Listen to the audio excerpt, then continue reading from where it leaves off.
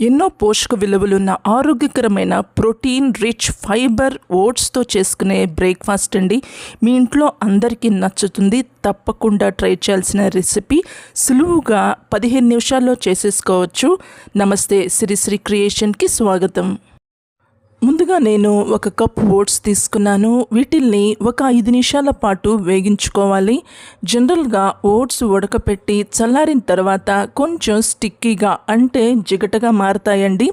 వేగించటం వల్ల ఆ గుణం ఉండదు, జిగటగా మారవు. ఈ ఓట్స్లో కార్బోహైడ్రేట్స్ తక్కువ, ప్రోటీన్ ఎక్కువ, ఫైబర్ ఎక్కువ ఉంటాయి కాబట్టి డైజెషన్కి ఈజీగా డైజెస్ట్ అయిపోతాయి. చాలా రుచిగా ఉంటుందండి. ఈ బ్రేక్ఫాస్ట్ వెయిట్ లాస్కి సహాయపడుతుంది. ఒక 5 నిమిషాల పాటు ఇలాగా వేగించిన తర్వాత వీటిని పక్కన పెట్టుకొని ఉంచుకోవాలి. ఇప్పుడు బాండీలో నూనె వేసుకోవాలి. ఈ నూనె వేడెక్కిన తర్వాత 1 టీ స్పూన్ శనగపప్పు వేసుకొని, 1 టీ స్పూన్ మినప్పప్పు వేసుకొని, 1 టీ స్పూన్ ఆవాలు వేసుకోవాలి. చాలా హెల్దీ రెసిపీ అండి ఇది.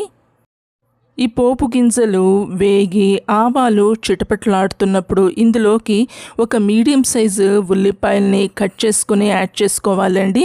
ఆవాలు ఇప్పుడు చిటపట్లాడుతున్నాయి. ఈ స్టేజ్లో ఉల్లిపాయల్ని యాడ్ చేశాను. తర్వాత ఒక 2 పచ్చిమిరపకాయలని యాడ్ చేశాను.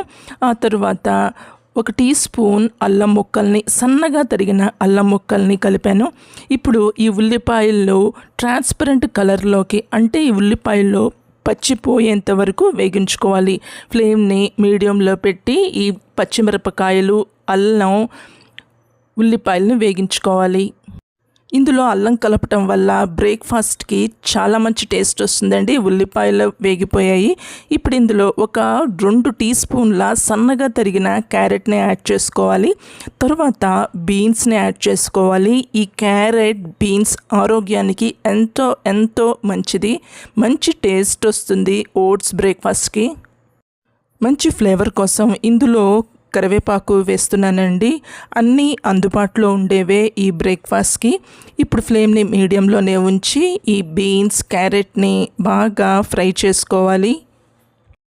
ఈ క్యారెట్, బీన్స్ వేగి నెమ్మదిగా దగ్గర పడ్డాయండి. ఇప్పుడు ఇందులోకి ఫ్రోజన్ గ్రీన్ బీన్స్, పచ్చి బఠానీ యాడ్ చేస్తున్నాను. పచ్చి బఠానీ కూడా హెల్త్కి చాలా మంచిది.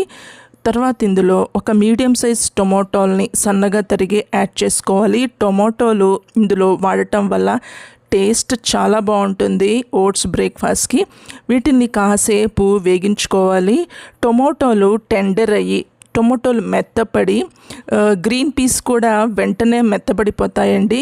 ఇలాగా వేగించిన తర్వాత ఇందులోకి తగినంత ఉప్పు కలుపుతున్నాను.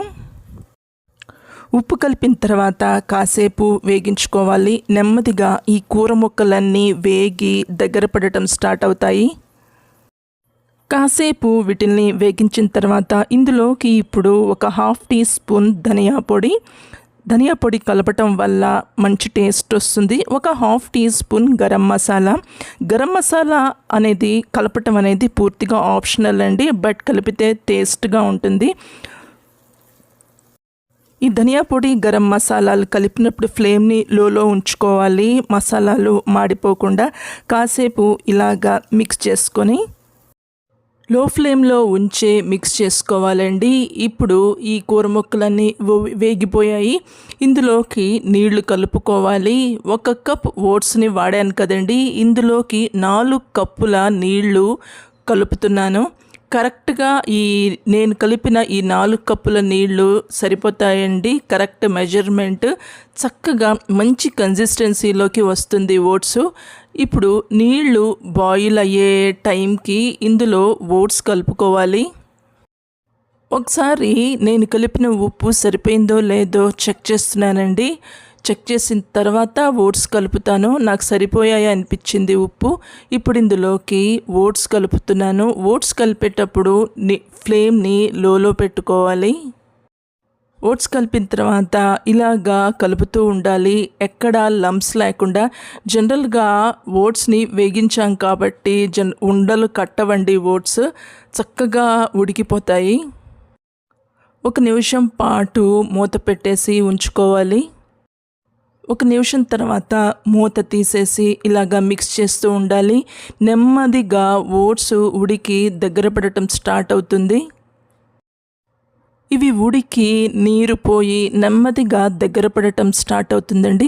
చూస్తున్నారు కదండి, కొంచెం జారుడుగా మారింది. ఇలాగా కొంచెం జారుడుగా మారినప్పుడే తీసేయాలి. ఎందుకంటే చల్లారిన తర్వాత కాస్త దగ్గర పడుతుంది.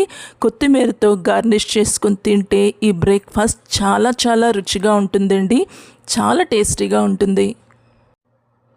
ఈ masala high protein rich fibre recipe మీకు నచ్చితే గనక, ఈ బ్రేక్ఫాస్ట్ రెసిపీ మీకు నచ్చితే గనక ఛానల్ని లైక్ చేయండి. మీ ఫ్యామిలీకి ఫ్రెండ్స్కి లింక్ షేర్ చేయండి. సబ్స్క్రైబ్ చేసుకోవటం మర్చిపోవద్దు.